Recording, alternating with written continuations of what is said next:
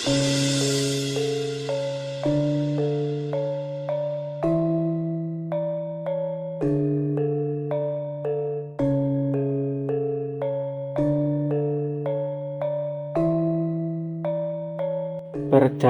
menyusuri pedesaan di Sidoarjo membawa kita pada sebuah peninggalan bersejarah yang jarang diketahui banyak orang. Di antara pepohonan dan perkampungan,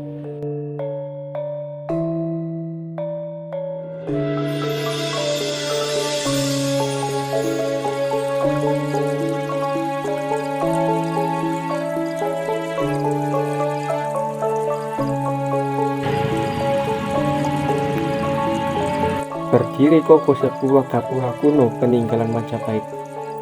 Tempat itu dikenal sebagai nama Candi Dermo, saksi bisu peradaban besar yang pernah berjaya di tanah Jawa.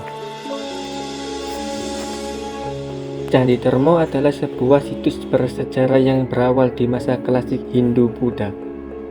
Diperkirakan dibangun pada abad ke-14, sekitar tahun 1353 Masehi. Pada masa kejayaan Majapahit di bawah kepemimpinan Raja Hayam Wuruk dan Adipati Terung. Candi ini terletak di Dusun Santren, Desa Candinegoro, Kecamatan Wonoayu, Kabupaten Sidoarjo, Jawa Timur. Candi ini berbeda dengan candi-candi besar di Jawa Tengah. Candi Dermo tidak berbentuk stupa, mega atau pura tinggi.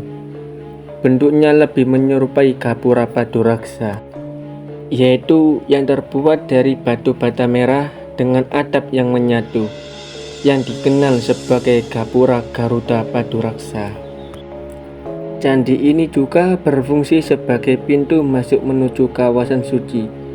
Fungsi utamanya kemungkinan sebagai gerbang sakral yang menghubungkan dunia luar dengan area pemujaan di dalamnya. Candi Dermo hari ini hidup dalam keseharian warga Dusun Santren di tengah aktivitas agraris dan kehidupan kampung.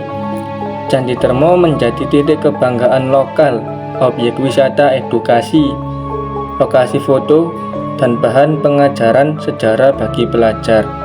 Di sisi lain, masyarakat setempat seringkali menjadi garda pertama dalam menjaga kawasan ini. Dengan Bapak siapa? Perkenalkan, di sini saya dengan selaku juru pelihara di sini, nama saya Mas Gosali.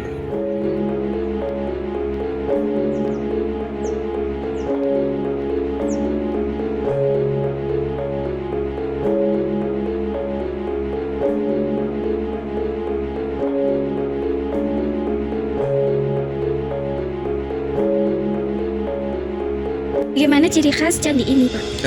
Untuk ciri khas Candi Dermo ini adalah memiliki sayap kanan dan kiri, itu fungsinya sebagai dinding pembatas. Mendekat lebih dekat, terlihat jelas bahwa Candi Dermo terbuat dari bata merah, ciri khas bangunan Jawa Timur pada masa Majapahit. Bata-bata tersebut disusun tanpa semen modern, melainkan direkat dengan teknik tradisional. Candi ini memiliki struktur bertingkat dengan pintu melengkung. Meski yang tersisa hanya setengahnya, badan dindingnya tampak pahatan dan ukiran sederhana, menandakan adanya hiasan simbolis yang mungkin memiliki makna religius.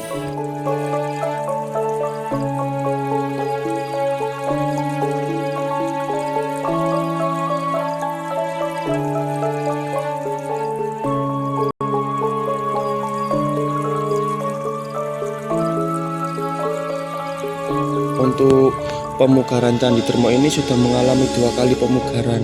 Yang pertama itu dipugar sama Belanda, yang kedua dipugar sama tim Balai Pelestarian Kebudayaan. Itu pada tahun 2014 sampai 2020 atau sekitar 6 tahun. Untuk teknik pemugaran Candi Dermo ini itu menggunakan sistem gosok, jadi tidak menggunakan semen. Candi Dermo telah mengalami 2 kali pemugaran besar. Pertama kalinya pada masa penjajahan Belanda di sekitar tahun 1905 hingga 1915, yang mengubah beberapa bagian seperti pintu masuk candi, yang dibuat lebih sempit dan pengganti atap dengan batu bata merah kecil. Pemugaran kedua dilakukan oleh Balai Pelestarian Kebudayaan Jawa Timur pada tahun 2014 hingga 2020 untuk memperbaiki kondisi bangunan yang sebelumnya mengalami penumpukan dan kerusakan. Pemanfaatan Candi Dermo ini pada saat ini. Nah, untuk pemanfaatan Candi Dermo saat ini itu bertujuan untuk edukasi atau untuk pembelajaran anak sekolah atau mahasiswa.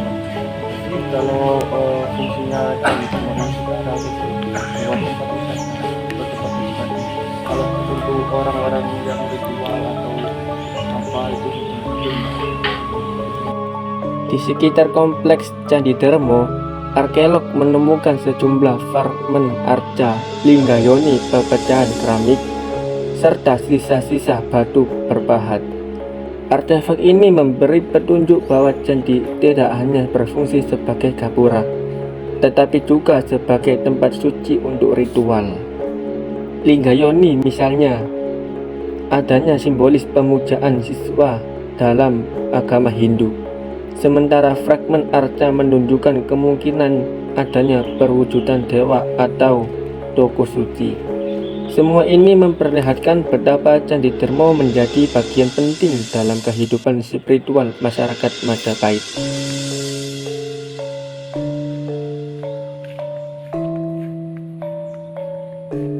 Apa harapan Bapak untuk Candi Dermo ini? untuk harapan kedepannya yakni buat ini agar dikenal oleh banyak orang, tentunya untuk anak-anak sekolah atau mahasiswa itu terus belajar tentang sejarah dan kebudayaan.